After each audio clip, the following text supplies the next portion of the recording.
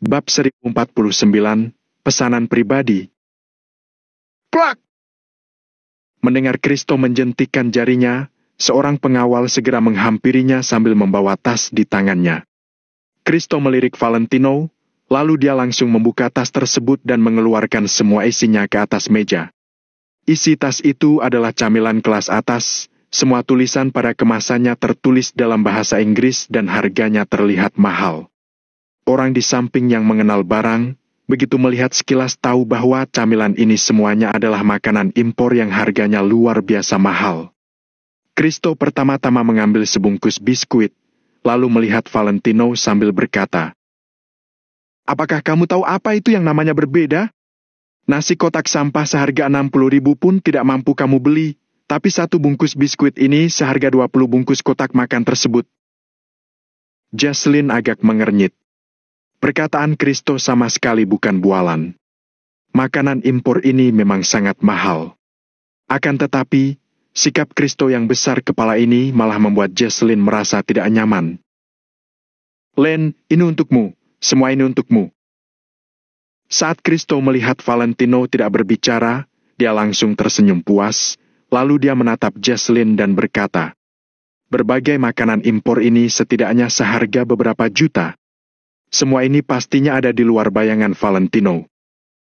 "Aku tidak lapar, terima kasih." Jaslyn bahkan tidak melihatnya, dia langsung menolak Kristo. "Len, bagaimana mungkin kamu tidak lapar, atau kamu tidak suka camilan ini? Katakan padaku apa yang ingin kamu makan, aku akan segera membelikannya untukmu." Kristo melambaikan tangannya sambil berkata. Jaslyn berhenti sejenak, lalu tiba-tiba dia berkata, "Aku ingin makan steak sapi, apa ada?" Setelah mendengar perkataan ini, banyak orang di dalam gerbong yang tertawa. Sementara itu, Kristo tertegun diam. Ingin makan steak di kereta api, bukankah ini bercanda namanya? Tidak hanya tak ada koki masakan bara di kereta, tapi jika ada pun, tidak ada orang yang mampu membelinya. Len, tunggu sampai kita sampai di kota makmur. Aku akan membawamu ke restoran masakan barat terbaik untuk makan steak, karena di kereta pasti tidak ada steak." Jelas Kristo. "Kalau begitu lupakan saja, aku ingin makan steaknya sekarang," kata Jaslyn dengan santai. Awalnya dia berpikir kalau Kristo terlalu sombong, makanya dia sengaja memberinya masalah. Mana mungkin dia benar-benar ingin makan bistik bersamanya? "Tapi di kereta ini benar-benar tidak ada steak. Bagaimana kalau kita turun di stasiun berikutnya, lalu aku akan membawamu ke restoran masakan barat terdekat?" Kata Kristo lagi. "Tidak mau, aku harus cepat pulang." Jaslyn sudah mulai kehabisan kesabaran. Kristo mengelus kepalanya, lalu dia berteriak kepada pengawalnya. "Apakah ada steak di kereta?" "Tuan Muda Kristo, tidak ada. Saya belum pernah dengar ada steak di kereta api." Pengawal itu segera menjawab. Orang lain di kereta juga mengangguk. Bisa makan steak sapi di kereta adalah hal yang mustahil. "Len, dengar, kan? Tidak ada steak di kereta? Apa kamu ini sedang mempersulitku? Siapapun orangnya, tidak ada yang bisa makan steak di sini," kata Kristo dengan nada suara yang yakin. "Itu belum tentu." Valentino melihat keluar jendela sambil bergumam pada dirinya sendiri. Tiba-tiba terlintas ide yang aneh di hatinya. Jika dirinya menelpon Chris sekarang, entah apakah dia akan menghentikan keretanya dan mengirimkan Valentino steak sapi. Dipikirkan dari karakter Chris yang pemberani, hal semacam ini benar-benar bisa dia lakukan. "Apa yang ingin kamu katakan? Kalau berani, katakan dengan keras." Kristo langsung menoleh kepada Valentino. "Aku bilang, hanya karena kamu tidak bisa melakukan sesuatu, bukan berarti orang lain tidak bisa," jawab Valentino dengan santai. "Haha, maksudmu steak? Maksudmu, kamu bisa melakukannya? Ayo, buatkan aku steak. Kalau kamu bisa memakan steak, aku akan memanggilmu kakek." Kristo berdiri sambil membentak Valentino.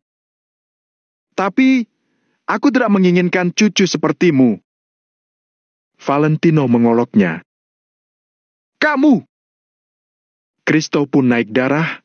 Tiba-tiba dia mengambil sebungkus biskuit dan melemparkannya ke arah Valentino. Namun, gerakan Valentino lebih cepat daripada Kristo. Dia mengambil sebungkus keripik kentang dengan cepat dan melemparkannya ke arah Kristo. Brak! 2 bungkus camilan seketika bertabrakan di udara. Para penumpang di sekitar pun terkejut dan makanan ringan berserakan di lantai. Serang aku lagi, maka aku akan membunuhmu. Valentino menatap Kristo dengan wajah tanpa ekspresi dan tatapan dingin. Pada saat ini, Valentino memberikan kesan yang dingin pada orang lain. Dirinya layaknya gunung es. Terlebih lagi, aura ini membuat orang lain tidak berani meragukan kata-katanya. Jesslyn menatap Valentino dengan heran, bagaimana bisa muncul aura yang begitu mencekam dari seorang pecundang. Kristo dibuat ketakutan sampai gemetaran oleh tatapan Valentino, kemudian dia pun duduk terdiam. Meskipun Kristo berasal dari keluarga kaya dengan status yang tinggi dan juga arogan, dia tidak bodoh. Tatapan mata Valentino yang menakutkan membuatnya mengerti bahwa Valentino mungkin benar-benar berani membunuhnya. Saat ini, dia hanya memiliki 4 pengawal bersamanya. Dia tidak 100% yakin bisa melawan Valentino, jadi sementara ini dia hanya bisa menahan diri dengan sabar. Oke. Kamu lihat saja nanti. Kristo mendengus dingin dan duduk terdiam. Ayo, hari ini suasana hatiku sedang baik. Silakan semuanya, coba makanan impor ini.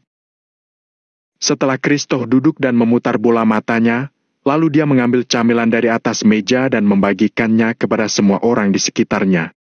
Dia memberikannya pada orang-orang di sekelilingnya, termasuk pacar pemuda tadi dan juga Jesslyn, semuanya mendapat sebungkus camilan. Namun dia melewatkan Valentino, sehingga maksudnya sudah jelas. Dia ingin membuat Valentino merasa malu dengan diperlakukan berbeda. Dia memberikan kepada semua orang di sekitarnya. Hanya Valentino sendiri yang tidak dapat. Kristo merasa bahwa Valentino pasti saking malunya hendak lenyap dari tempat ini. Namun, kelihatannya dia yang berpikir terlalu panjang. Ekspresi Valentino bahkan tidak berubah sedikit pun. Dia terus melihat pemandangan di luar jendela dengan santainya. Kristo, apa maksudmu? Kata Jesslyn dengan sedikit mengernyit. Apa maksudku? Seorang pecundang yang bahkan tidak mampu makan nasi kotak seharga 60.000 ingin memakan makanan impor milikku? Kalau tidak punya uang, silakan tahan lapar saja. Kristo mencibir sambil berkata, dia bahkan ingin makan steak, berharap sajalah. Karena orang-orang di sekitar telah mendapatkan keuntungan dari Kristo, sehingga pada saat ini mereka juga berada di pihak Kristo. Betul, benar apa yang kamu katakan. Untuk apa memberikannya padanya? Dia bahkan menganggap remeh uang 40 juta, pandangannya sungguh berkelas. Jadi, menurutku dia pasti memandang rendah makanan impor ini. Hei, betul sekali. Tuan Muda Kristo juga jangan terlalu murah hati. Di dunia ini sama sekali tidak kekurangan penjilat, jadi Kristo sangat gembira mendengar hal ini. Kalau begitu aku juga tidak akan makan. Sifat Jesslyn juga belak-belakan, dia langsung meletakkan camilannya di atas meja. Kristo mendengus dingin lagi dan berkata, namamu Lano Wijaya, kan? Lebih baik kamu bertanya pada kondektur, apa ada steak untukmu? Betul, aku juga ingin lihat. Aku sudah naik kereta bertahun-tahun lamanya, belum pernah aku melihat ada orang yang bisa makan makanan barat di kereta. Ayo buka wawasan kami.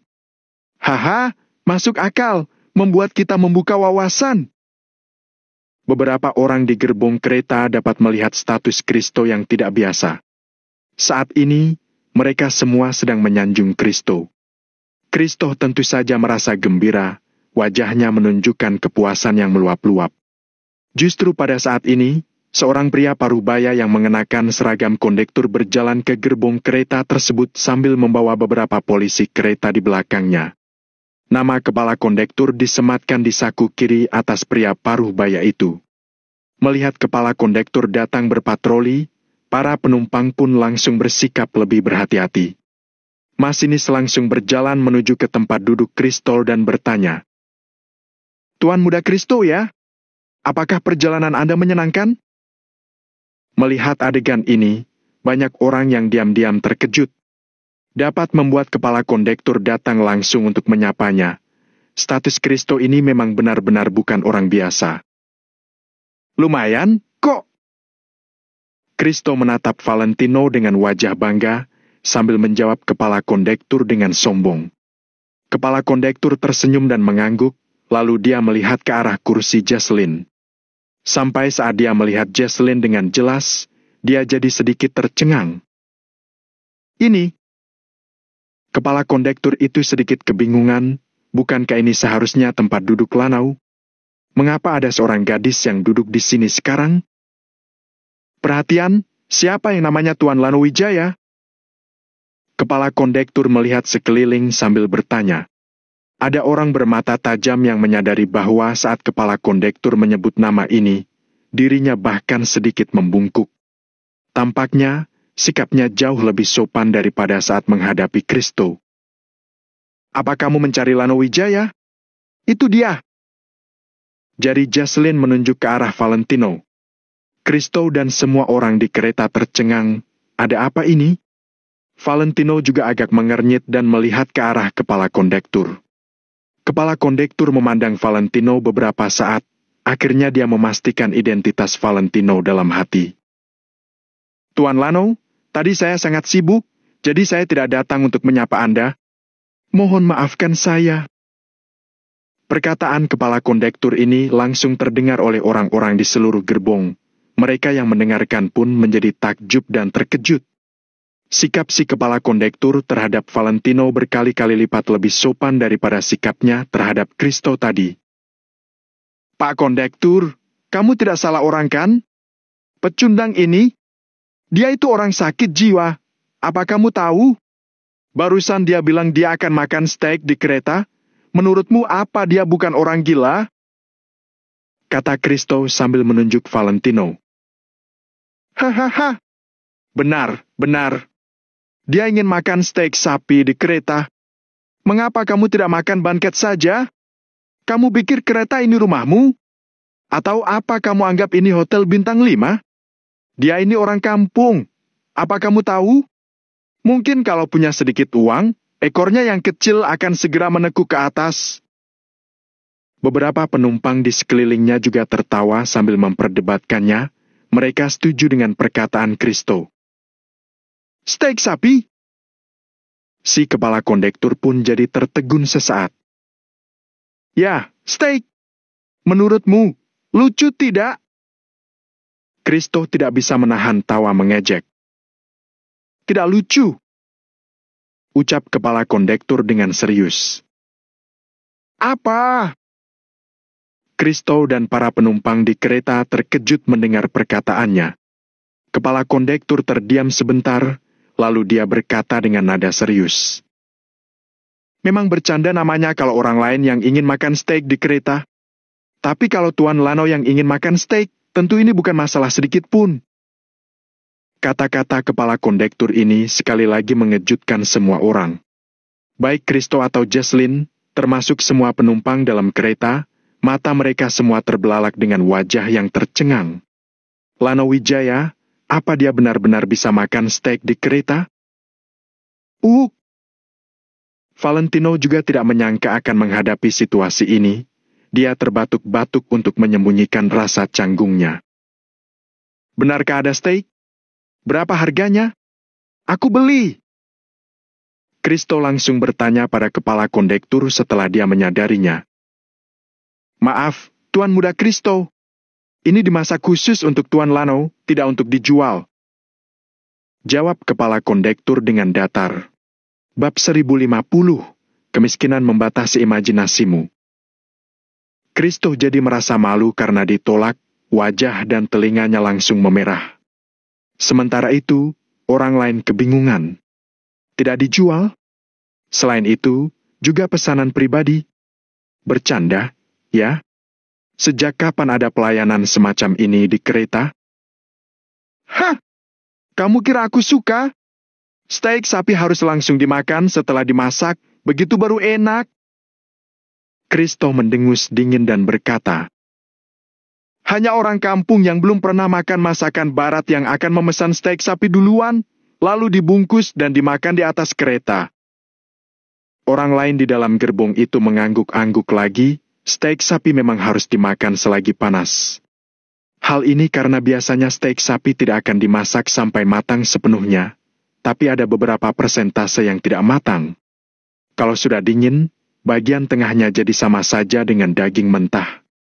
Kepala kondektur tidak berniat menjelaskan pada orang-orang, melainkan dia berkata dengan penuh hormat pada Valentino. Tuan Lano, Pak Arvin telah mengundang koki hotel berbintang 5 ke kereta dan koki tersebut telah memasakkan makan siang untuk Tuan. Harap Tuan pergi ke gerbong makan untuk makan. Steaknya dimasak langsung, dimasak sebentar saja sudah selesai. Semua anggota kereta ini akan melayani Tuan dengan sepenuh hati. Begitu kepala kondektur mengatakannya, seisi gerbong jadi hening. Terutama Kristo, wajahnya langsung berubah semerah-merahnya. Barusan dia bahkan mengatai Valentino orang kampung yang memesan steak sapi untuk dimakan di kereta duluan. Ternyata, steak itu dimasak langsung di sini.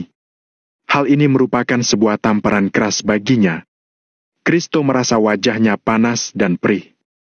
Sementara itu, Jesslyn terbelalak. Dia menatap Valentino dengan tatapan tidak percaya. Kesan pertamanya pada Valentino dan percakapan mereka sebelumnya membuat Jesslyn juga merasa bahwa sepertinya Valentino hanyalah seorang pria miskin. Namun sekarang, kelihatannya pria ini bukan orang biasa. Sementara itu, Valentino malah tersenyum pahit sambil menggelengkan kepala. Hal yang dilakukan Arvin dan yang lainnya ini tidak diberitahukan dulu padanya. Kelihatannya, ini adalah makanan pengganti karena Valentino pergi tanpa pamit sehingga mereka tidak sempat makan bersama Valentino untuk mengucapkan perpisahan dan jadi merasa tidak puas. Di gerbong yang hening ini, tatapan semua orang jatuh pada Valentino. Tuan Lano, Tuan ingin makan di gerbong makan atau makan di sini saja? Tanya kepala kondektur sekali lagi dengan hormat. Melihat sikap kepala kondektur ini, hati orang-orang mulai bergetar. Jika Valentino hanya sekadar kaya dan mengundang koki hotel berbintang 5 untuk memasakkan makan siang untuknya, maka dia tidak akan diperlakukan dengan sebegitu hormat oleh kepala kondektur. Sementara itu, sikap hormat kepala kondektur saat ini membuat orang-orang berpikir bahwa Lanau tidak hanya kaya, tapi dia juga pasti memiliki latar belakang yang hebat. Tidak perlu repot-repot, makan di sini saja, kata Valentino dengan perlahan. Valentino pikir karena hanya makan steak sapi, jadi dia tidak perlu berpindah ke gerbong makan. Kepala kondektur melirik sekilas ke arah meja Valentino, lalu mengangguk dan berkata, baik, Tuan Lano. Harap tunggu sebentar. Tidak lama kemudian, kepala kondektur dan yang lain beranjak pergi, menyisakan orang-orang yang kebingungan. Setelah ragu sejenak, Kristo mengambil roti impor dan memakannya secara perlahan. Dia ingin mengatakan sesuatu, tapi tidak tahu bagaimana mengatakannya. Sementara itu, orang-orang yang ada di dalam gerbong melirik ke arah Valentino setiap beberapa saat. Mereka terlihat terkejut dan kebingungan. Saat ini, Jesslyn tidak bisa tenang lagi. Dia menarik lengan Valentino dan bertanya dengan suara pelan. Lano, katakan sejujurnya. Apa hubunganmu dengan kepala kondektur kereta ini? Dia itu kakak sepupuku. Jawab Valentino setelah terdiam sejenak. PVFT. Jesslyn tertawa. Dia sama sekali tidak percaya pada perkataan Valentino. Namun, karena Valentino tidak menjelaskan, maka Jesslyn juga tidak bertanya lagi. Bagaimanapun juga, mereka berdua baru saling mengenal beberapa jam lamanya. Jadi, hubungan mereka tidak terlalu dekat. Melihat gerak-gerik Jesslyn dan Valentino yang akrab, api amarah jadi berkobar dalam hati Kristo. Apapun identitas Valentino, begitu tiba di kota makmur, Valentino tetap harus rendah hati.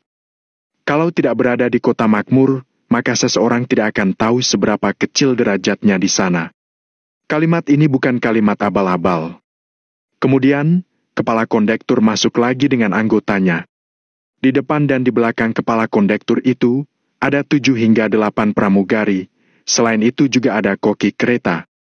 2 pramugari membawa sebuah meja lipat, lalu memasangkannya di atas meja yang mulanya sudah ada dengan telaten sehingga dalam sekejap sebuah meja makan terbentuk.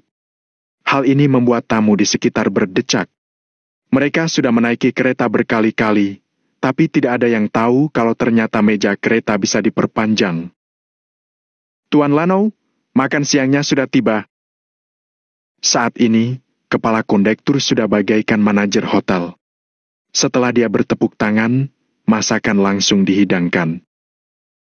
Syuh! Sepiring demi sepiring masakan enak diletakkan di atas meja panjang. Ada udang tumis, tauge tumis, saus sirip ikan, bihun sirip ikan, sup teripang ayam, ikan goreng saus, ayam bungkus aluminium foil dan udang sambal.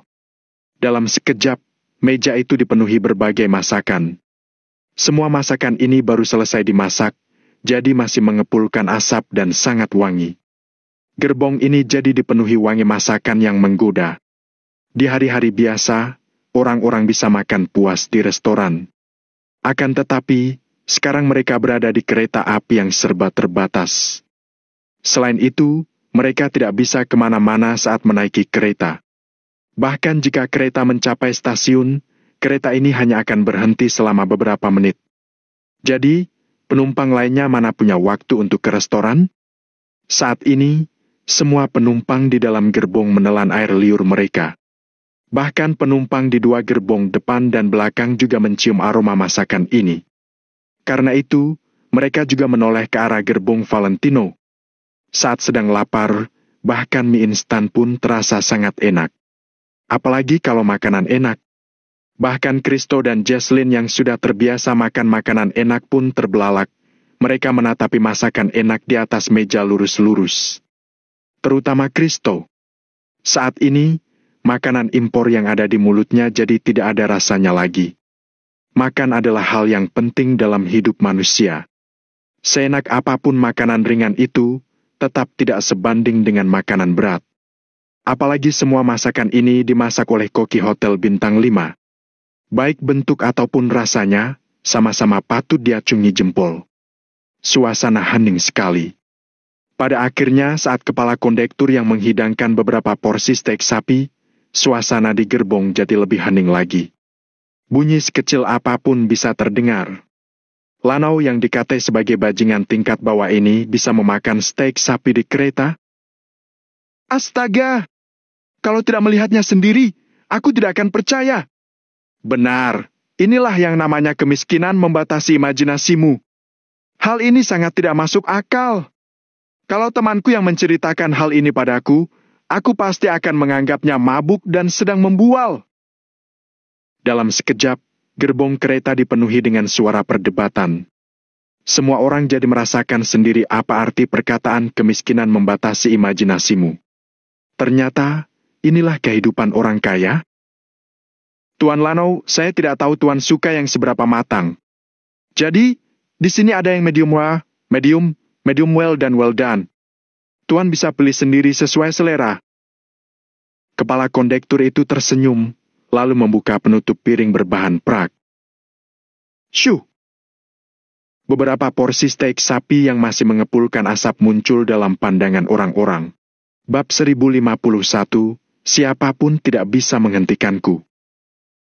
Steak sapi dimasak hingga berwarna kecoklatan yang cantik, rasanya lezat, empuk dan berminyak. Aromanya pun langsung tercium. Maaf merepotkan. Valentino mengangguk pelan. Kondektur kereta dan lainnya merasa tersanjung, mereka dengan cepat mengibaskan tangan. Kalau begitu, selamat makan Tuan Lano. Kalau ada keperluan lain, Anda bisa memanggil kami. Kami pergi dulu, selamat makan, Tuan Lano. Kondektur kereta pun membungkuk sedikit, lalu membawa yang lainnya pergi. Setelah kondektur kereta pergi untuk waktu yang lama, barulah suara seruan terdengar di dalam gerbong. Valentino tidak menghiraukan pandangan orang lain, dia hanya mengambil sepasang pisau garpu prak dan meletakkannya di depan Jesslyn. Terima kasih sudah memberikan tempat duduk kepadaku. Jadi aku akan mentraktirmu makan steak sapi.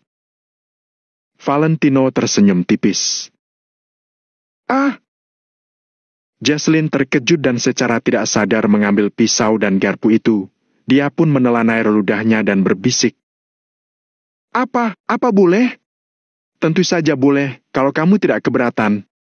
Lagi pula, makanan yang aku traktir ini bukanlah makanan impor, semuanya adalah makanan khas negara Nagon. Valentino tersenyum dengan penuh arti.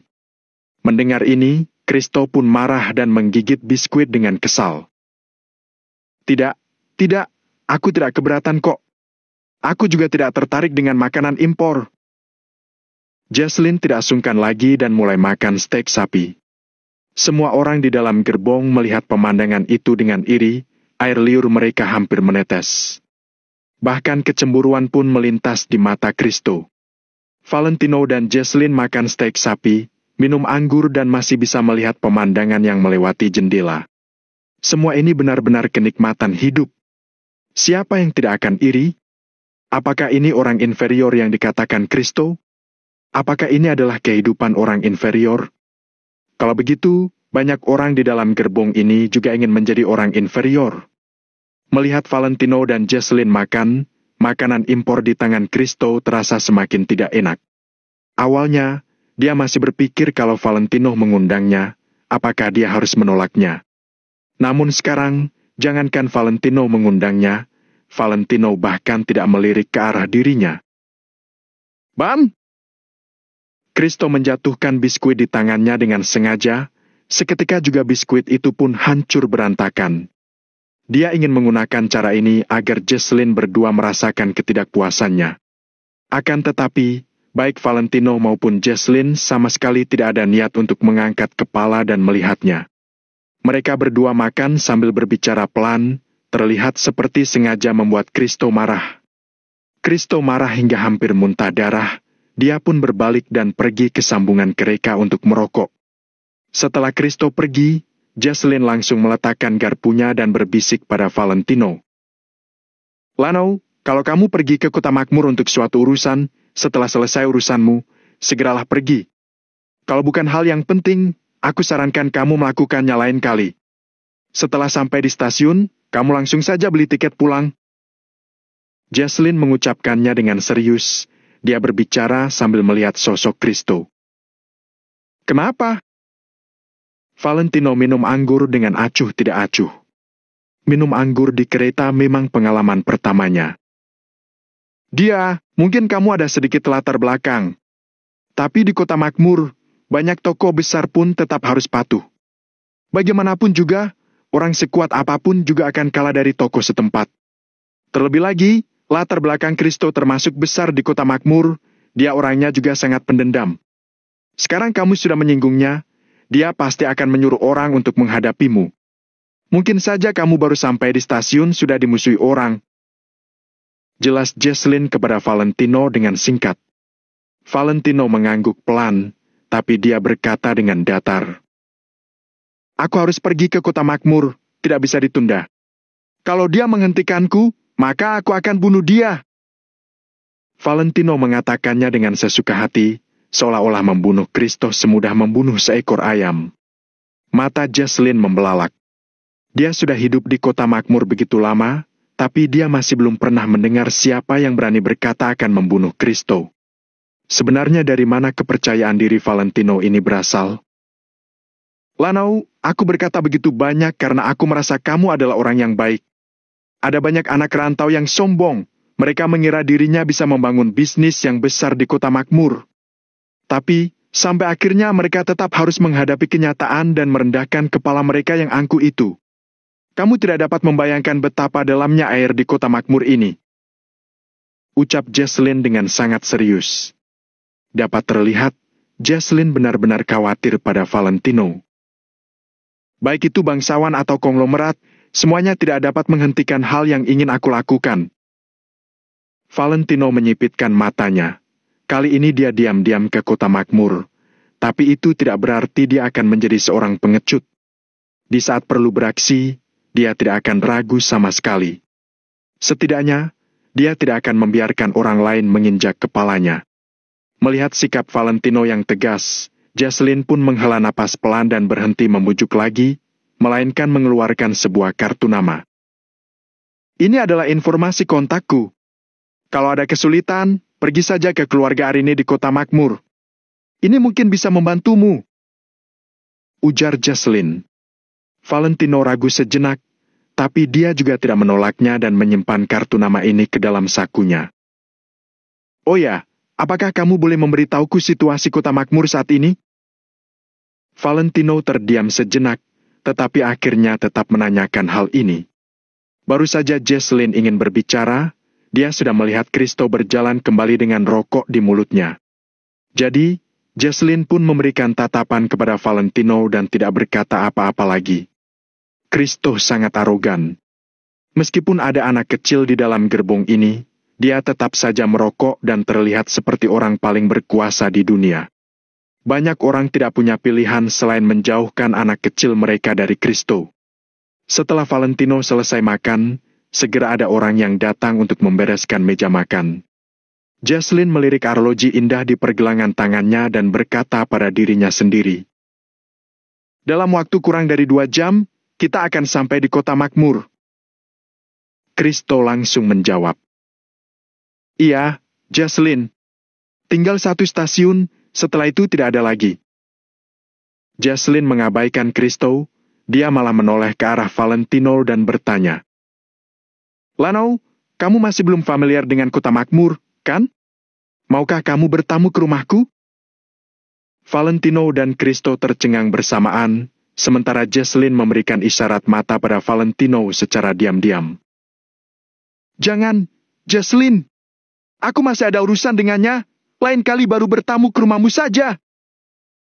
Ujar Kristo sambil menggertakkan giginya pelan. Saat berbicara, Kristo masih menatap Valentino dengan tatapan mengancam. Valentino langsung mengerti bahwa Jocelyn sengaja mengajaknya agar Kristo tidak mencari masalah dengannya di stasiun. Walaupun dirinya tidak takut dengan Kristo, dia juga tidak enak hati untuk menolak kebaikan Jocelyn. Valentino pun langsung mengangguk sambil berkata, Kalau begitu, maaf merepotkan. Tidak kok, kakekku suka berteman. Ucap Jocelyn sambil mengibaskan tangannya. Tentu saja, Kristo yang melihat pemandangan ini pun marah. Amarahnya terhadap Valentino semakin bertambah. Segera, kereta api sampai di stasiun selanjutnya. Ada yang naik, juga ada yang turun. Bab 1052, miskin adalah dosa. Valentino bersandar di kursi sambil memejamkan mata dan mengistirahatkan pikirannya, sedangkan Jocelyn sedang bermain ponselnya dengan tenang.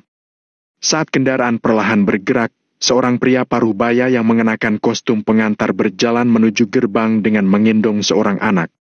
Pengantar ini terlihat sangat panik. Dia melihat sekeliling, lalu berdiri di samping Jocelyn dan bersandar di kursi. Sepertinya dia membeli tiket berdiri tanpa kursi. Gadis kecil di pelukannya berumur sekitar 5-6 tahun. Wajahnya sangat pucat dan matanya tertutup rapat, seolah-olah dia sedang tidur. Gadis kecil itu terlihat sangat lucu, tapi wajahnya pucat pasi. Tiba-tiba gerbong kereta bergetar, pria paruh baya itu seperti kehilangan kekuatannya dan mencondongkan tubuhnya ke depan. Meskipun dia langsung menyeimbangkan tubuhnya, sepatu gadis kecil itu tetap menyentuh Kristo. Kristo pun marah dan mendadak berdiri, dia langsung mendorong gadis kecil itu. Sial! Apa kamu buta? Saat ini, Kristo sedang merasa sangat gelisah dan tidak mempunyai tempat untuk melampiaskan amarahnya. Namun saat ini, pengantar ini mengusiknya, tentu saja Kristo tidak akan melewatkan kesempatan bagus ini. Pengantar paruh baya itu pun terhuyung-huyung, lalu segera menyeimbangkan tubuhnya dan terus-menerus meminta maaf kepada Kristo. Maaf, aku bukan sengaja, maafkan aku. Pria paruh baya itu membungkuk dengan panik. Kristo berteriak keras kepada pengantar paruh baya itu sambil menunjuk bajunya. Apa gunanya meminta maaf? Apa kamu tahu berapa harga bajuku ini? Sekali lagi semua orang di dalam gerbong tertarik dengan apa yang sedang terjadi dan melihat ke arah sini. Akan tetapi, ketika mereka melihat itu adalah Kristo, tidak ada yang berani berbicara. Maaf, maaf. Pengantar paruh baya itu meminta maaf dengan terbata-bata, bahkan dahinya sudah penuh dengan keringat dingin. Sial! Bajuku ini harganya 130 juta lebih. Cepat ganti rugi! Kristo berteriak dengan marah dan langsung meraih baju gadis kecil itu. Keempat pengawal berbaju hitam itu pun langsung berdiri dan menuju ke sini. Valentino mengernyitkan keningnya pelan, lalu membuka mata dan melihat ke arah Kristo, begitupun dengan Jesslyn. 130 juta lebih? Pengantar paruh baya itu langsung tercengang dan panik. Dia tidak menyangka bahwa baju seseorang dapat semahal itu. Ayah, kita bayar saja kerugian kakak ini. Saat ini, gadis kecil di pelukan pengantar itu bangun, lalu berkata dengan suara lembut. Tidak apa-apa, Lily. Tidak akan ada masalah, tenanglah. Uang itu digunakan untuk pengobatanmu. Kita harus berobat. Pengantar paruh baya itu berbicara dengan terbata-bata dan panik. Kemudian, dia menatap Kristo dengan tatapan memohon. Tolong maafkan aku. Aku harus membawa putriku pergi berobat. Aku tidak peduli. Kristo melambaikan tangannya dengan tidak sabar, lalu memarahi. Jangan pura-pura terlihat menyedihkan di hadapanku. Banyak orang kasihan di dunia ini. Mati atau tidaknya putrimu tidak ada hubungannya denganku. Ambil uang untuk ganti rugi bajuku. Jesslyn akhirnya tidak bisa tahan lagi dan berkata pada Kristo. Sudahlah, Kristo. Apa kamu ingin terus mendesaknya? Diam! Kristo tiba-tiba menoleh ke arah Jesslyn sambil berteriak. Jesslyn, kamu jangan mencari masalah. Kalau kita bermusuhan, keluarga Arine tidak termasuk apa-apa di mata keluarga Limindo. Kalau kamu berani campur tangan dalam hal ini, jangan salahkan aku karena bersikap tidak sopan padamu. Ucapan Kristo yang penuh ancaman ini membuat Jesslyn tidak berani membantahnya. Walaupun keluarga Arine adalah keluarga besar di kota makmur, terdapat juga tingkat kedudukan di antara keluarga. Bagaimanapun juga, keluarga Arine tidak sehebat keluarga Limindo. Ucapan Kristo ini sepenuhnya membuat Jesslyn tersadar. Jesslyn pun menjadi lebih tenang dan tidak berani semena-mena di depan Kristo lagi. Bahkan Valentino yang ingin berdiri dan angkat bicara pun ditarik oleh Jesslyn. Jesslyn berbisik. Kita amati situasinya dulu. Valentino mengernyitkan keningnya, lalu mengangguk dan tidak berkata sepatah kata pun. Kakak, kami bisa membayar kerugianmu. Kata gadis kecil itu dengan sangat pengertian. Namun, Kristo tidak mendengarkannya. Dia mendorong gadis kecil itu dan berkata dengan marah. Siapa yang kamu panggil kakak? Orang miskin seperti kalian tidak memenuhi syarat untuk menjadi kerabat denganku. Kuberitahu saja, orang seperti kalian tidak cocok untuk naik kereta. Kenapa kalian tidak berjalan saja ke sana? Sial, bahkan bisa juga mengenakan seragam pengantar makanan. Apakah pesanan online sudah sampai ke kereta api? Saat ini, Kristo melampiaskan semua amarahnya terhadap Valentino kepada pengantar ini. Putriku sakit parah, jadi aku tidak sempat untuk mengganti pakaianku. Jelas pengantar paruh baya itu. Diam! Jangan berbasa-basi, kalian adalah orang miskin. Teriak Kristo lagi.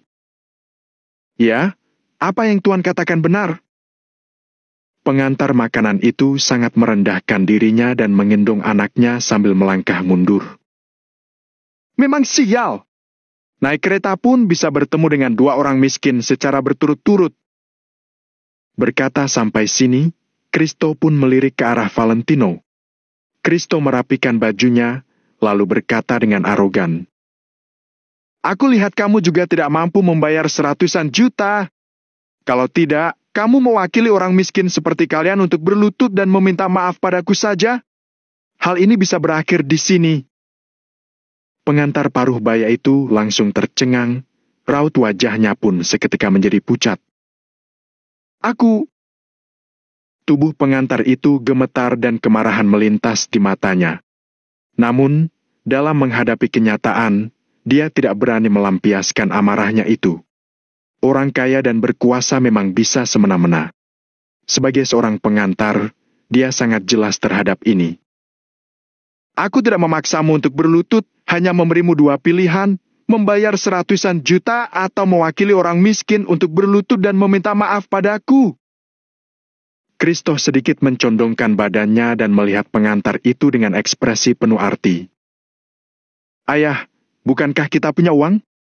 Lili tidak mau ayah berlutut, hanya anak kecil yang boleh berlutut dengan orang tua untuk meminta uang.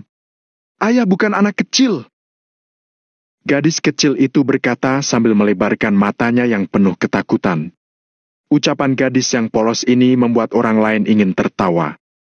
Namun, saat ini tidak ada yang bisa tertawa. Pengantar paruh baya itu memaksakan sebuah senyuman. Dia menyentuh kepala gadis kecil sambil berkata, Lili, ayah hanya sedang bermain-main dengan mereka. Setelah selesai berkata, pria paruh baya perlahan menurunkan gadis kecil dan membelakanginya, lalu menatap Kristo dengan mata memerah. Aku mohon padamu, ampuni kami. Suara pria paruh baya itu bergetar, kemudian membungkukkan badannya dan perlahan berlutut di lantai. Detik ini, suasana di gerbong lagi-lagi menjadi hening. Banyak orang pun merasa sedih dalam hati. Demi tidak mengeluarkan uang pengobatan putrinya, pria paruh baya ini hanya bisa berlutut dan meminta maaf kepada Kristo. Di belakangnya adalah putrinya yang masih kecil. Putri itu akan segera menyaksikan hal ini dengan mata kepalanya sendiri. Sebenarnya, pria paruh baya ini tidak bersalah. Hanya di bawah tekanan kehidupan nyata, dia harus merendahkan dirinya.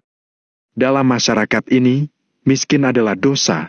Bab 1053, aku harus ikut campur. Orang-orang mengeluh dalam hati, tapi ketika mereka melihat tempat pengawal ganas itu, mereka tidak berani berbicara. Dilihat dari umur gadis ini, dia pasti sudah bisa mengingat. Kalaupun sekarang ini dia bisa dibohongi oleh pria paruh baya, kelak setelah dewasa, dia pasti akan paham apa arti dari berlutut. Mungkin saja citra ayahnya yang mulia di dalam hatinya akan runtuh. Srek! Tepat pada saat ini, sesosok tubuh tiba-tiba maju dan menarik lengan pria paruh baya sehingga pria paruh baya ini tidak jadi berlutut. Orang yang maju adalah Valentino. Apa yang kamu lakukan? Lepaskan ayahku. Gadis kecil itu menatap Valentino dengan ketakutan. Valentino tersenyum. Dia mengelus kepala gadis kecil itu seraya berkata, Tidak apa, sekarang permainan yang dilakukan ayahmu ini sudah berakhir. Sebagai calon ayah, saat ini Valentino sama sekali tidak bisa menolak seorang anak kecil. Lanau, kamu sudah bosan hidup ya?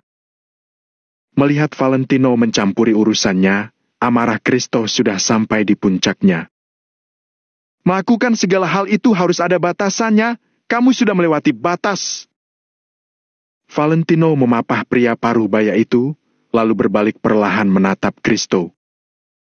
Memangnya kamu siapa sampai berani mengganggu urusanku? Apa kamu kira dengan adanya Jesslyn yang melindungimu, aku tidak akan berani menyentuhmu? Maki Kristo sambil menunjuk Valentino. Valentino mengernyit, dia paling kesal ditunjuk orang seperti itu. Ketika melihat ketidakadilan, pasti selalu ada orang yang maju untuk menegakkan keadilan. Masalah hari ini, aku harus ikut campur. Ujar Valentino dengan tenang sambil menepis telapak tangan Kristo. Keren! Di dalam gerbong itu, tiba-tiba ada orang yang berteriak senang. Kristo semakin marah, dia menatap Valentino dengan sinis. Lihat saja tampangmu itu, sudah bagus aku tidak menyuruhmu berlutut dan meminta maaf padaku, itu sudah cukup menghargai Jesslyn. Untuk melindungi diri sendiri saja tidak mampu, kamu masih sok melindungi orang? Aku ingin lihat bagaimana kamu akan mencampuri urusan ini. Kalau tidak sesuai, aku akan membuat kalian berdua salah. Kalian bertiga berlutut di hadapanku. Kristo berbicara sambil tersenyum sinis pada Valentino. Valentino melirik baju Kristo, lalu berkata pelan, "Bajumu ini memang merek terkenal dari luar, harga di counter sekitar 70 juta, edisi terbatasnya pun paling banter 80 juta lebih." Kata-kata Valentino ini sontak membuat Kristo melongo. Kalau dibilang Valentino asal bicara, Valentino pasti tidak akan bisa menyebutkan harga baju sedetail itu. Valentino si pecundang bisa begitu paham pada barang mewah seperti ini? "Kamu," kata Kristo dengan bingung seraya mengamati Valentino dari ujung rambut hingga ujung kaki. "Maafkanlah dia. Biar aku yang ganti 100 juta ini, masalah ini selesai sampai di sini," timpal Valentino. Kemudian, di hadapan semua orang, Valentino membuka tasnya dan mengeluarkan 100 juta. Orang-orang di sekitar kembali terpana. Pantas saja tadi Valentino memandang remeh 40 juta Kristo, bahkan ada orang yang merasa bahwa Valentino tidak tahu diri. Sekarang, sepertinya Valentino memang tidak kekurangan uang. "Nak, kamu!" Petugas antar paruh baya itu mengulurkan tangan untuk mencegah Valentino. Valentino tidak peduli. Kalau uang ini tidak dikeluarkan, masalah ini tidak akan selesai begitu saja. Bagaimanapun juga, memang gadis kecil itu yang menendang baju Kristo. "Hak!" Uang 100 juta itu dilemparkan Valentino ke atas meja. "Begini sudah cukup, kan?" tanya Valentino. Kristo menatap 100 juta di meja lekat-lekat. Tangannya sudah mengepal kencang, giginya sampai berbunyi gemeletuk. Biasanya Kristo yang melempar uang pada orang lain, hari ini justru orang lain yang memberinya uang. Tindakan ini membuat Kristo merasa Valentino sedang menghinanya. "Brengsek!" Kristo melemparkan uang itu ke samping, lalu menatap Valentino dengan penuh amarah. "Apa aku perlu uangmu? Uang saku sebulanku saja sudah ratusan juta. Memangnya kamu siapa? Beraninya kamu pamer uang di depanku?" Kristo menunjuk Valentino seraya berteriak kencang bagaikan orang gila. Matanya yang merah dan giginya yang terkatup rapat membuatnya terlihat bagaikan seekor bintang buas yang akan mencabik-cabik Valentino. Namun, Valentino tidak takut sama sekali, dia bahkan tidak minggir sedikit pun dan menatap Kristo dengan tenang. "Kami sudah mengganti uangnya, apalagi yang kamu inginkan?" tanya Valentino perlahan. "Hari ini juga dia harus berlutut di hadapanku," teriak Kristo. Dia memelototi Valentino sambil menunjuk petugas antar paruh baya itu. Penumpang di dalam kereta hanya berdiri di samping gerbong dan tidak berani mendekat. Sebenarnya kondektur sudah datang dari tadi, hanya saja disuruh mundur oleh Valentino melalui isyarat matanya. Kalau sampai kejadian semakin memburuk, Valentino tidak ingin melibatkan terlalu banyak orang. "Dia hanya manusia rendahan. Apa kamu tahu manusia rendahan? Sama rendahnya denganmu. Merupakan suatu kebanggaan bagi manusia rendahan seperti kalian bisa satu kereta denganku. Kalian malah tidak tahu diri dan menyinggungku. Aku hanya meminta kalian berlutut, itu sudah cukup menghargai kalian." Sampai di sini, Kristo meraih kerah baju Valentino dan mulai memaki. "Aku tidak mau banyak bicara omong kosong dengan kalian lagi. Aku ingin kalian berdua dan juga putrinya berlutut sekarang juga di hadapanku. Kalau tidak, sekarang juga aku akan melempar kalian keluar dari kereta ini." Sampai akhir kalimat, Kristo sudah hampir meraung, matanya memelototi Valentino dengan ganas. "Sudah tidak bisa dinegosiasikan lagi?" Valentino mengernyit, kesabarannya sudah mulai menghilang. "Negosiasi kepalamu. Punya hak apa kamu bicara seperti itu padaku?" Setelah memaki, Kristo langsung mengayunkan tinju ke wajah Valentino. Melihat adegan ini, para penumpang di sekitar segera bangkit dan minggir, mereka takut akan terkena imbasnya. Jaslyn juga panik, masalah ini tetap saja berakhir dengan perkelahian. Ini bukanlah akhir yang dia ingin lihat. Pengawal Kristo adalah orang-orang yang sudah melalui pelatihan profesional. Ditambah lagi beberapa orang yang ikut di samping Kristo adalah elit terpilih. Satu orang saja sudah bisa melawan 3 orang dewasa. Kalau Valentino sampai berkelahi dengan Kristo, dia pasti akan kalah. Saat ini, Kristo terlihat puas, tinjunya sudah akan mengenai wajah Valentino. Kristo sudah menahan kekesalan di hatinya ini selama beberapa jam. Sekarang akhirnya bisa dilampiaskan, tentu saja dia tidak akan menahan diri lagi. Dalam hatinya, Kristo bahkan sangat yakin kalau Valentino tidak akan berani membalasnya. Kalau tidak, yang menanti Valentino adalah pukulan yang lebih berat lagi. Namun, di saat pemikiran ini baru muncul di benak Kristo, kepalan tangannya sudah dipegang orang. Kemudian, dia merasakan sakit di kepalan tangannya seperti akan diremas sampai hancur. Valentino hanya bisa mendesah. Terkadang memang ada beberapa jenis orang yang tidak bisa diajak bicara. Bab 1054, kalah dalam sekejap. Terkadang ilmu bela diri juga tidak bisa menyelesaikan masalah, jadi hanya bisa menggunakan kekerasan. Kristo menarik napas seraya memelototi Valentino. Ternyata Valentino berani membalasnya, punya nyali dari mana pria ini? Lepaskan aku! Kristo tiba-tiba mengangkat kakinya untuk menendang Valentino. Valentino bereaksi cepat dengan mengulurkan tangannya, kemudian menampar wajah Kristo. Plak! Suara tamparan yang sangat nyaring terdengar dari wajah Kristo. Semua penumpang mendengar suara tamparan yang nyaring ini, lalu terbelalak kaget. Tamparan ini sangat kencang, sampai-sampai Kristo terhempas ke belakang dan terduduk di atas kursi.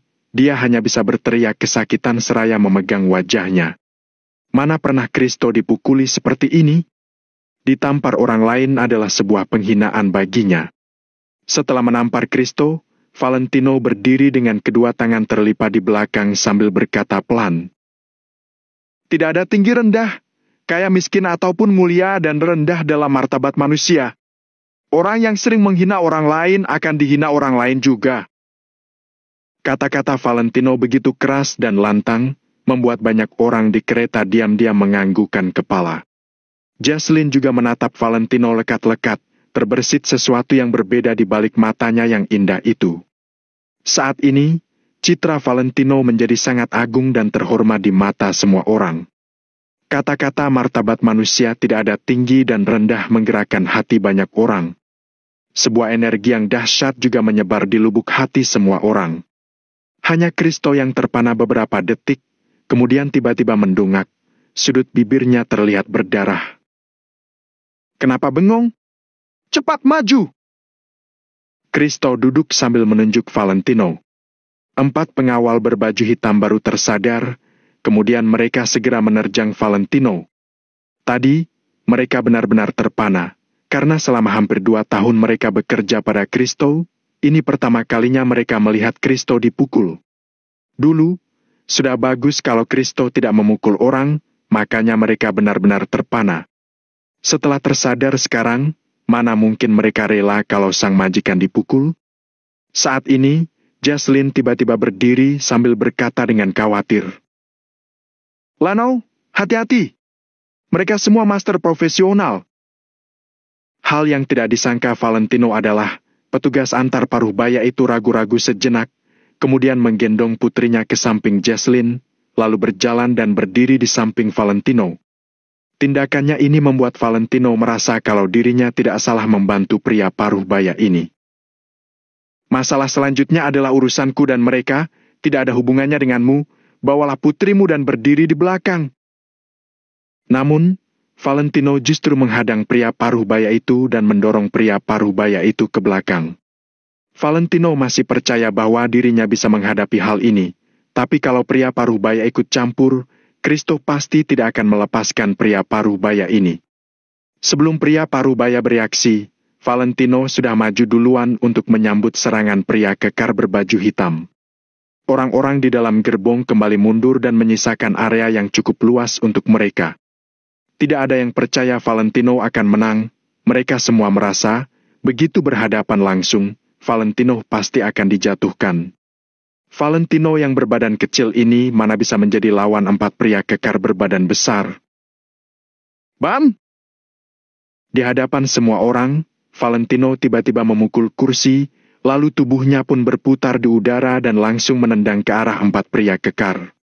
Walaupun serangan 4 orang ini sangat dahsyat, karena lorong yang terlalu sempit, hanya ada 2 orang yang bisa menyerang Valentino secara bersamaan. Saat ini, tendangan Valentino yang secepat kilat sudah mengenai dada 2 pria kekar. Terdengar 2 kali suara berdebum, 2 pria kekar itu terhempas mundur karena tendangan Valentino. Badan mereka pun menghantam 2 pengawal di belakang. Ih! Ternyata seorang ahli. Ayo maju semua! Seorang pengawal berbaju hitam terbengung sebentar, lalu langsung melayangkan tinjunya ke arah Valentino. 3 orang di belakangnya juga tidak ragu-ragu, mereka juga menyerang Valentino secara bersamaan. 2 pengawal di antaranya tidak bisa melewati lorong, jadi mereka langsung melompat ke atas kursi dan melancarkan serangan pada Valentino. 4 pria kekar itu sangat ganas, sepertinya mereka berniat memukuli Valentino hingga cacat. Valentino tersenyum sinis. Dia melangkah, kemudian saat sepasang lengannya membuka, dia menyerang dengan sangat cepat. Plak! Plak! Terdengar 4 suara tamparan yang nyaring. 4 pria kekar itu terkena tamparan tanpa terkecuali. Gerakan Valentino terlalu cepat hingga membuat mata mereka pusing, mereka tidak bisa melihat jelas gerakannya. 4 pria kekar itu terbengung sejenak setelah ditampar, kemudian mereka menggoyangkan kepala dan kembali menyerang Valentino. Mati sana! Tatapan Valentino berubah dingin, dia melompat dan melakukan tendangan dari samping. Bam! Tendangannya mengenai dada pengawal paling depan. Setelah bunyi berdebum, pria kekar dengan berat sekitar 100 kg itu langsung terhempas. Setelah terhempas sejauh beberapa meter, pengawal itu baru mendarat dengan pusing. Puih! Pria kekar itu menutup dadanya dan memuntahkan darah, dia langsung kehilangan daya tempur. Valentino tersenyum sinis, dengan kekuatannya saat ini, terlalu gampang membereskan para pengawal ini. Kalau bukan karena dia menahan kekuatannya, bukan hal yang susah kalau tendangannya akan mematahkan tulang rusuk pengawal ini. 3 pengawal yang tersisa melongo, mereka hanya bisa menelan ludah, jantung mereka juga berdegup kencang. Kristo dan yang lain juga membelalakan mata, mereka tidak menyangka kalau Valentino yang terlihat kurus kering itu bisa memiliki kekuatan sedahsyat ini. Kalian berharap bisa menahanku? Valentino mencibir, dia tiba-tiba melangkah ke depan, melayangkan tendangan samping yang kencang ke wajah 2 pengawal. Bu! Bu! Di hadapan semua orang, wajah 2 pria kekar itu ditendang oleh Valentino hingga berubah bentuk, bahkan ada 1 gigi yang copot. Bisa dibayangkan betapa kencangnya tendangan Valentino. 2 pengawal itu juga ditendang hingga tidak bisa bangun oleh Valentino, area yang terkena tendangan juga membengkak dengan cepat. Mulut keduanya terlihat berdarah. Semuanya kalah dalam sekejap. Semua ini adalah kemampuan tarung Valentino yang super kuat. Valentino tidak berhenti, dia kembali maju dan 1 tangannya meraih kerah baju pengawal terakhir, lalu mengencangkan tangannya. Otot di tangannya menggembung, Valentino mengangkat pria kekar itu begitu saja dengan penuh tenaga. Pengawal ini setidaknya seberat 90 kg. Bisa-bisanya pengawal ini diangkat dengan 1 tangan segampang itu oleh Valentino? Betapa menakutkannya tenaga Valentino. Orang-orang di dalam kereta sangat takjub, ekspresi mereka terlihat tidak percaya. Beritahu aku, siapa yang memberi kalian keberanian untuk menghadangku? Bab 1055. Informasi yang bocor. Dengan senyum kejam di bibirnya dan kepercayaan diri yang besar, Valentino mengangkat pengawal itu tinggi-tinggi. Ujung kepala pengawal itu bahkan sudah hampir menyentuh atap kereta api. Dia tidak berhenti memberontak dengan sekuat tenaga, tetapi tetap tidak dapat melepaskan diri dari cengkeraman Valentino yang bagaikan besi itu. Dia tidak berani bertindak gegabah karena lehernya sedang berada dalam genggaman Valentino. Tidak ada orang yang berani berbicara di dalam gerbong itu. Sebagian besar orang yang berada di sana langsung ketakutan. Bahkan Kristo juga tidak berani bersikap angkuh lagi. Dia hanya membelalakan matanya dan tidak berani berkata apa-apa. Meskipun Kristo sangat kaya dan berkuasa di kota makmur, saat ini semua itu juga tidak berguna. Saat ini, pertandingan antara dirinya dan Valentino di dalam kereta api ini adalah kekuatan bela diri. Selain kekuatan bela diri, kekayaan dan kekuasaan itu tidak ada yang berguna. Sedangkan pada saat ini, keempat orang pengawal itu adalah satu-satunya harapan Kristo. Akan tetapi, mereka sudah dirobohkan oleh Valentino sendiri. Mereka sudah sepenuhnya dikalahkan. Tidak mungkin, tidak mungkin. Kristo menyaksikan kejadian di hadapannya dengan pandangan kosong dan bergumam tanpa sadar. Hanya dia sendiri yang tahu seberapa hebat kemampuan tempur keempat pengawal itu. Saat keempat orang itu bekerja sama, mereka bahkan bisa dengan mudah mengalahkan belasan orang dewasa. Saat ini, keempat orang itu malah dapat dibereskan oleh Valentino sendiri dengan santai. Hal itu sangat mengejutkan Kristo. Sebenarnya apa identitas Valentino? Bluk! Valentino melepaskan cengkeramannya, lalu pengawal terakhir itu pun jatuh ke atas lantai dengan suara gedebuk. Napasnya terengah-engah dan dia bahkan tidak berani menatap Valentino. Memang mereka adalah pengawal pribadi Kristo, tetapi mereka hanya dibayar untuk menyelesaikan masalah.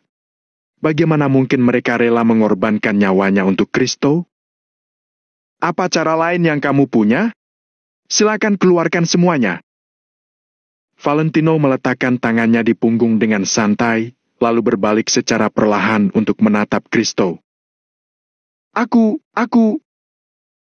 Kristo sangat terkejut hingga tidak berani berbicara. Kehebatan Valentino itu benar-benar mengejutkannya. Saat ini, aura Valentino yang sangat mendominasi itu membuatnya tidak berani bersikap angkuh lagi. Satu-satunya harapan telah sirna dan dia sudah tidak mempunyai bantuan lain.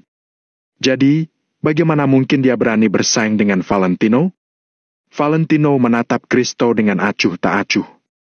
Demi mengurangi kerepotan di kemudian hari, akhirnya dia pun angkat bicara. Mereka bersalah karena sudah mengotori pakaianmu. Tapi, kami sudah mengganti rugi sebesar 100 juta. Jadi, kita anggap masalah ini sudah selesai. Kamu memukul orang tanpa belas kasihan. Jadi kamu juga terluka karena kemampuanmu yang tidak sebanding denganku. Ini adalah hukum sebab akibat. Kita akhiri masalah ini sampai di sini. Kalau kamu masih tidak berubah, aku bahkan tidak akan memberimu kesempatan untuk menyesal lagi. Selesai berbicara, Valentino berbalik dan kembali ke tempat duduknya. Kemudian, dia mengulurkan tangan untuk mengelus kepala gadis kecil itu. Dia tidak takut repot, tetapi dia membenci kerepotan. Jadi, dia ingin memperingatkan Kristo melalui kata-katanya untuk tidak melakukan hal-hal licik lainnya. Dia tidak peduli apakah Kristo akan menuruti kata-katanya atau tidak. Kalian tidak mendapat tiket ya? Kalau begitu, kalian duduk di tempat dudukku saja. Valentino mengelus-elus rambut gadis kecil itu, lalu berkata sambil menatap wanita paruh baya itu. Ini. Wanita paruh baya itu melihat ekspresi gadis kecil itu, lalu mengucapkan terima kasih kepada Valentino dengan wajah penuh terima kasih. Setelah wanita paruh baya itu duduk bersama dengan gadis kecil itu, Valentino berdiri di samping Jesslyn dan memegang sandaran kursi dengan satu tangan. Tepat saat itu, Jesslyn baru perlahan-lahan pulih dari keterkejutannya. Dia tidak dapat menahan diri untuk mengacungkan jempolnya secara diam-diam kepada Valentino. Valentino menggelengkan kepalanya sambil tersenyum ringan. Namun, dia sama sekali tidak keberatan. Dia bukanlah orang yang dermawan, tetapi dia memiliki batas dasar tersendiri. Ada beberapa hal yang membuatnya tidak dapat hanya berpangku tangan. Akan tetapi, setelah dia mengacungkan jempolnya, ekspresi Jesslyn berubah menjadi cemas. Berdasarkan pemahamannya tentang Kristo, dia merasa bahwa Kristo pasti tidak akan melepaskan hal ini begitu saja. Jika rumor mengenai dirinya yang ditampar itu tersebar sampai ke kota makmur, mungkin dia akan ditertawakan oleh orang kaya lainnya. Ketika Jesslyn merasa sangat khawatir, Valentino malah bersikap cuek. Dia menundukkan kepalanya untuk melihat jam, lalu menghitung waktu kedatangan kereta. Setelah episode kecil ini berlalu, gerbong itu menjadi sangat tenang karena semua orang berhenti berbicara dengan keras. Kereta api ini mungkin akan tiba di perbatasan kota makmur yang berada di negara Nagon dalam 1 jam. Di saat yang bersamaan, di keluarga Wijaya yang berada di Pulau Waya, Timothy sudah kembali ke Pulau Waya untuk merawat lukanya. Hanya di tempat inilah dia bisa meluncurkan serangan yang lebih cepat ke asosiasi Valentino Empire.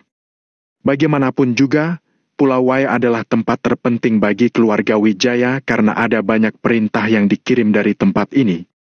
Saat ini, angkatan bersenjata di 4 pulau besar di barat, selatan, timur dan utara sudah pulih.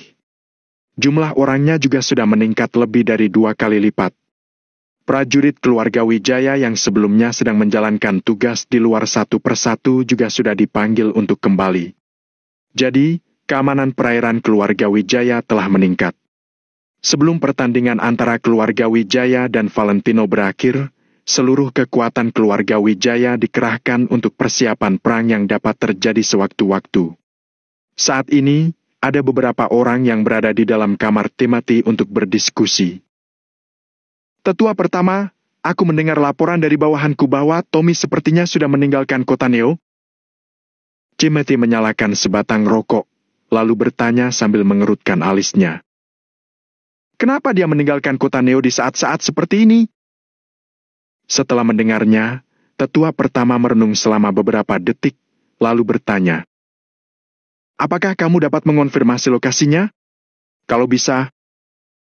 Setelah mengatakan itu, ada niat membunuh yang terlintas di mata dingin tetua pertama.